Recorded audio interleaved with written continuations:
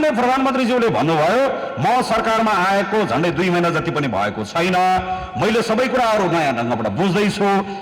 दुई देश बीचको सिमानाको समस्या दुई दाई भाइ जसरी बसेर वा मित्र जसरी बसेर दुई देश बीच डिप्लोमेटिक ढङ्गबाट बसेर छलफल गरेर टुङ्गाउने बारेमा छलफल भएको छ।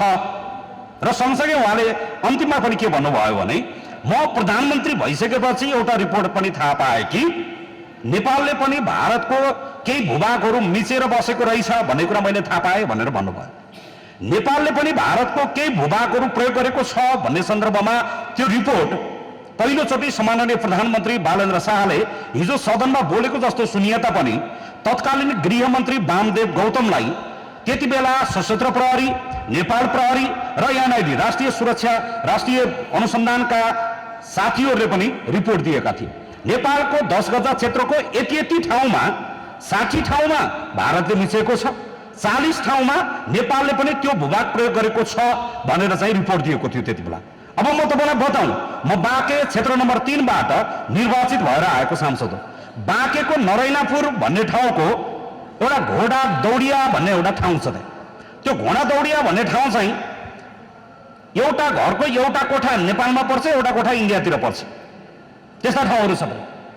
घरको चुल्हा चाहिँ कोही नेपालतिर पर्छ, घरको सुत्ने कोठा चाहिँ कोही इन्डियातिर पर्छ। त्यो घोडा दौडिया भन्ने ठाउँको चाहिँ त्यो पहिला एउटै गाउँ थियो, पछि त्यो 10 गजा नेपालको त्यो सीमा त्यसलाई चाहिँ वारपार गराइसकेपछि त्यो 10 गजा क्षेत्रमा अहिले पनि दुई देशका वारिपारीका नागरिकहरूले त्यसलाई एउटा आगरीको रूपमा प्रयोग गरेर बसिरहेका छन्। अहिले पनि धेरै ठाउँहरू छ त्यस्तो।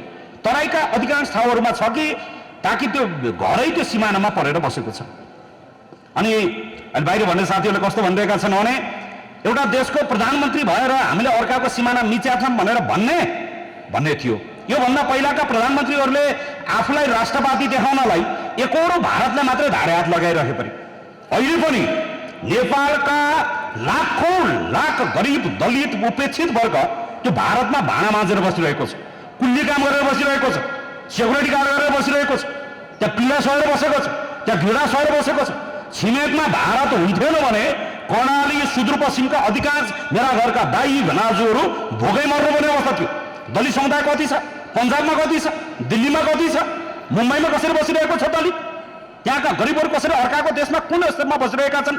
यहाँ त कस्तो गरियो भने भारतलाई जसले ठुलो स्वरमा गाली गर्न सक्छ त्योबाट राष्ट्रवादी कहलिने। यस्तो खालको गलत परम्पराले न सम्बन्ध राम्रो हुने न जनताले सुख पाउने हुन्छ।